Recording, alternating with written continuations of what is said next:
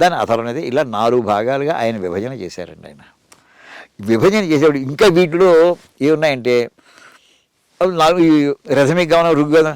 ఈ ఋగ్వేదంలో కూడా ఒక మంత్రం ఒరిజినల్ ఏ దేవతను ప్రార్థించాలో ఆ ప్రార్థన మంత్రమే కనిపిస్తుంది ఒక చోట.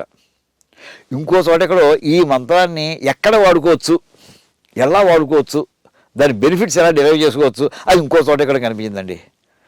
ఇలాగ మంత్రాలని ఆయన కేటగిరీ చూస్తే ఒక వెరైటీలోనే బ్రాడ్గా, ఓహో ఇది only text of the mantras, ఇదంతా ఓ పార్టీ చేద్దాం. అప్లికేషన్ ఆఫ్ ది మంత్రాస్, అది రెండో పార్టీ చేద్దాం. ఇది కూడా ఏజ్ని బట్టి కూడా కొంత ఇందులో అడ్వైజెస్ వస్తున్నాయి. ఏమండి 20 ఇయర్స్లో ఉండేటటువంటి వాడికి రూల్స్ 80 ఇయర్స్లో ఉన్న రూల్స్ ఒకటి ఉండవు మామూలుగా. అలా 60 ఇయర్స్ దాటేపటికి వానప్రస్థాశ్రమంలో వెళ్ళేప్పుడు అప్పటికి ఉండేటటువంటి వాళ్ళ రూల్స్ కొన్ని ఓ చోట కనిపిస్తున్నాయి. మంత్రాలే. ఇంకో 4 ఏళ్ళు సన్యాసం తీసుకునేటువంటి వాళ్ళు అని వీటిని 4 భాగాలుగా బ్రాడ్గా విడతీశారండి. ఓన్లీ జస్ట్ టెక్స్ట్ ఆఫ్ మంత్ర అంటే మనకి ఏంటంటే వాటిని సంహితలు అని పేరు పెట్టారండి. ఈ సంహితలో మంత్రాలే ఉంటాయి. ఏ మంత్రాన్ని ఎలా వాడాలో చెప్పరు. 4 వేదాల్లోనూ సంహిత, 4 వేదాల్లో ప్రతి దాంట్లోని 4 బ్రాడ్ డివిజన్స్ ఉంటాయండి. ప్రతి వేదానికి 4 డివిజన్స్ ఉంటాయి. అంటే పార్ట్ 1, పార్ట్ 2, పార్ట్ 3, పార్ట్ 4 ప్రతి వేదానికి ఉంటాయి. అలా ఎన్ని శాఖలు చేశారు అన్ని శాఖలకి కూడా ఈ 4 పార్ట్లు ఉంటాయి. ప్రతి వేద శాఖకి 4 పార్ట్లు ఉంటాయి. ఏమండి అందులో పార్ట్ 1 పేరు సంహిత. వీటిని ఈ మంత్రాన్ని ఎలా ఉపయోగించుకోవాలి అది దాన్ని మనకి బ్రాహ్మణము అని పేరండి. బ్రాహ్మణుడు కాదు, బ్రాహ్మణము. టెక్స్ట్ అది ఆ పుస్తకం పేరు బ్రాహ్మణము. ఉదాహరణకి పాశుపతాస్త్రం, ఆ అక్షరాలు ఇవే, మంత్రాలు ఇవే. ఆ మంత్రాన్ని ఎలా వెనక మంత్రాలు ఏం చదవాలి, ఏమండి ఇలా చెప్పేటువంటి పాశుపతాస్త్రం, నారాయణాస్త్రం లేదా బ్రహ్మాస్త్రం, ఇవన్నీ రెండో పార్ట్లో కనిపిస్తాయండి. దాని అప్లికేషను మంత్రాలు మీకు మా చదువుతున్నా అది బ్రహ్మాస్త్రం తిరిగి చదివేసుకుని కంఠస్థం చేసుకుని వెళ్ళిపోతున్నాం అంతే. కానీ దాన్ని ఎక్కడ వినియోగించుకోవాలి ఇక్కడ చెప్పారండి. దాన్ని ఎలా చేయాలి, యాజమాన్యం చేయడం, దాని సీక్వెన్స్ అంటే ఆపరేషన్ ప్రాసెస్. సర్జరీలో మామూలుగా మనకి కత్తిచ్చు కోస్తారండి, కత్తిచ్చు కోయడం నేర్పేది. ఎక్కడ కొయ్యాలి, ఎలా కొయ్యాలి, పార్ట్ బై పార్ట్ మారుతుంది అది.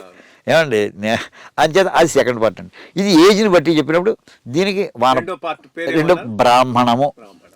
ఇంకా థర్డ్ దాంట్లోకి వచ్చేవాడు ఏజ్ని బట్టి చెప్పడంలో, ఒరే నువ్వు జీవించావు మనిషి మ్యాక్సిమం ఈవేళైతే 80 ఏళ్ళు అయితే అప్పుడు ఇంకా ఆల్మోస్ట్ ఇంకా బోనస్ పీరియడ్లోకి వచ్చేస్తున్నాడు అనుకుంటాం. 60 ఏళ్ళకి నువ్వు ప్రిపరేషన్కి వెళ్ళిపోవాలి. ఒక్కరోజు నీకు వచ్చేయమంటే నీకు రాదు. అది నువ్వు ప్రిపరేషన్ కొంత టైం పెట్టుకోవాలి. ఈ already have enjoyed 60 years life time he's spent. అప్పుడు ఆల్మోస్ట్ మన రిటైర్మెంట్ ఏజ్ కూడా సుమారుగా 60 to 65 పెడుతున్నారు కనుక ఇంకా తర్వాత ఏంటి నెక్స్ట్ ఏంటి మన లైఫ్లో ఏం అచీవ్ చేసాం, ఏం అచీవ్ చేయాలి, ఆ చికిత్స అది విచికిత్స అది స్టార్ట్ అవ్వాలి కదా. ఆ ప్రిపరేషన్ ఇంకా ఒక అమ్మాయి ఆ వేడ 10 మంది పిల్లలు అనుకోండి, పెద్ద అమ్మాయి పెళ్లి చేసావు, రెండో అమ్మాయి చేసావు, మూడోది చేసావు, 10 మంది చేసావు. తర్వాత ఏంటి ఇంకా ఇలా పెళ్లి చేసుకుంటూ కూర్చోడు నా జీవితం అంతా. నీ గురించి నువ్వు ఆలోచించుకోవా, నీ గురించి నువ్వు ఆలోచించుకో అని చెప్పడానికి కొంత ప్రిపరేషన్ ఇంపార్టెంట్. పార్ట్ 3 అండి. దానికి సంబంధించిన మంత్రాలు అలా ఆరణ్యకము. ఎక్కడ ఇంట్లో కూర్చుని జంజాటంలో నీకు బయటపడవు. ముందు ఇద్దరు కలిసి వెళ్ళిపోండి, భార్యాభర్త వెళ్ళిపోండి, కంబైన్డ్గా వెళ్ళిపోండి. ఎక్కడో శ్రీశైలంలోనో ఋషికేశ్లో ఎక్కడో కూర్చోండి. అక్కడ కూర్చుని అక్కడ భోజనాలు చేయండి. అంత నియమాలు మరీ ఎక్కువ ఉండవు. అలాగే సంసారం ఉండదు అక్కడ. సంసారం దూరంగా వెళ్ళు. ఎప్పుడైనా అవసరం వస్తే ఏడాదికి ఒకసారి రావడం వెళ్ళడం ఎలా అలా చేసుకోండి అని చెప్పి వాళ్ళని ఆల్మోస్ట్ సెక్లూషన్లోకి స్లోగా ఇంట్రడ్యూస్ చేసేసారండి. అప్పుడు ఏం చేయాలి, వెళ్ళిన కరెక్ట్ ఆ ఋషికేశ్ వెళ్ళి అక్కడ ఏం చేయాలి, కూర్చొని ఎలా ప్రిపేర్ అవ్వాలి, ఏ టాపిక్స్ చూడాలి, పాతది వదిలేసి అబ్రప్ట్గా వదిలేయడం కాదు, స్లోగా షిఫ్ట్ అవ్వండి. ఇవి చెప్పేటి ఆ మూడో పార్ట్ పేరు ఆరణ్యకము. అరణ్యములో కూర్చోమని చెప్పారు వాడిని. ఏమండి ఇంకా తర్వాత ఒరే ఇద్దరిలోనూ ఎవరు ముందరెడతారో ఎవరు చెప్పలేరు. అది ఇంకేదండి ఏజ్ వచ్చిన తర్వాత ఇద్దరు కలిసి ఒకసారి వచ్చామా ఏమిటి కలిసి వెళ్ళడానికి. ఏమండి విడిపోవాలి తప్పదు. నీ గురించి నువ్వు ఆలోచించుకో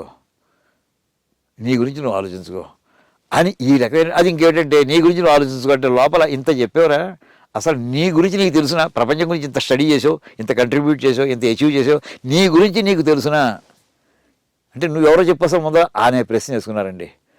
అంటే నేను ఎవరిని అసలు, హోయామై ఎదుర్కొనే అసలు నువ్వెవరో అసలు, ఈ 2 ప్రశ్నలతో ప్రారంభించారండి. ఇది ఇంకా ఆఖరి ఇంక దాని మీద ఫుల్ కాన్సన్ట్రేషన్. ఏదో పార్ట్ టైం చేస్తానంటే కొంత ఫుల్ టైం దాని మీద వర్క్ చేయాలి. ఆ ఫుల్ టైం ఈ క్వశ్చన్కి ఆన్సర్ ప్రిపేర్ చేసుకోవడానికి అది సన్యాసం అని పెట్టారండి. దానికి సంబంధించిన మంత్రం ఇది. వేదాంటే మొత్తం వేదంలో 4 భాగాల్లో part 1 initial part, part 4 last part. అంటే వేదానికి అంతభాగము అంటే అది వేదాంతము అయ్యిందండి. ఇది ఇందులో ఉండేటటువంటి వాళ్ళు ఈ సంహితలు మొదటివి, రెండో దాని పేరు బ్రాహ్మణము, మూడో దాని నాలుగో దానికి ఉపనిషత్తులు అని పేరు పెట్టారండి. ఆ ఉపనిషత్తులో నేను ఎవరు, అసలు నేను దేంతో తయారయ్యాను, అసలు నా ఆరిజిన్ ఏమిటి, అసలు ఇది అయిన తర్వాత ఎక్కడికి పెడతాను, ఎక్కడి నుంచి వచ్చాను, అసలు ఈ టాపిక్స్ మీదే డిస్కషన్ అక్కడ. ఈ యజ్ఞం చేయి, ఆ యజ్ఞం చేయి అలాంటివి ఉండవండి. అంటే ఎక్కడైనా రిఫరెన్స్ ఏదో ఉంటే ఉంటుంది కానీ కాన్సన్ట్రేషన్ అంతా కూడా సెల్ఫ్ ఆత్మజ్ఞానం మీదే కాన్సన్ట్రేషన్. వాటి పేరు ఉపనిషత్. ఇది బ్రాడ్ డివిజన్ అండి. ఇలా ఉన్నటువంటివి ఇవి మొత్తం ఏర్పాటు చేస్తే